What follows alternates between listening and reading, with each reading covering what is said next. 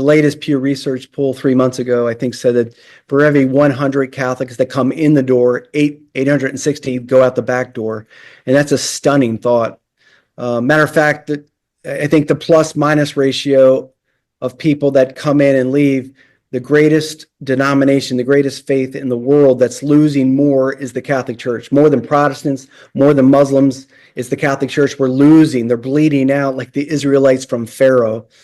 And until this church becomes, at least attempts to become the spotless bride, the flawless, spotless bride that Christ established, well, until the church and me attempt to become like John Vianney and just try and eliminate all my sinfulness and die to myself for souls, then I don't know how it's going to come back to this place of purity and holiness without Jesus, God, sticking his finger into it. Because we're a suffering bride right now. I mean, I have joy, I have hope, because we see so many manifestations of hope in the church, but we got to be a clean church. Yeah, I think that's a beautiful thing. You begin your book with, the McCarrick scandal on the one hand, and then reading the life of St. John Vianney on the other hand, and realizing like what you have before you is what you can do, right? Like to love your wife, to love your children, to love your neighbors, like that actually is going to do the most in terms of what's within your circle of influence.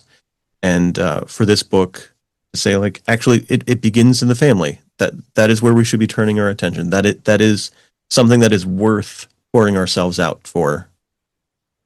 Well, that's why I wrote the book. Yeah. What you just said. I wrote it for the family. This book, John Vianney's voice, goes to mom and dad and the family, not to the church. I've written plenty of books for the church and for priests, and just arrogant enough to do that. But now I'm just arrogant enough to speak with John Vianney's tongue.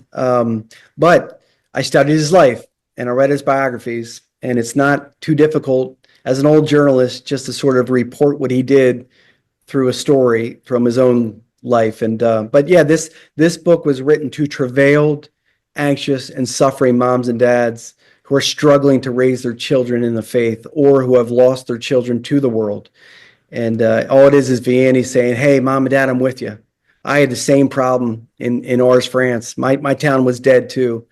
I'm going to help you out, and I'm going to show you what I did in Ars, and you can do the same thing in 2025, because as I was a shepherd, the characteristics of shepherding, they are immutable. They'll never change.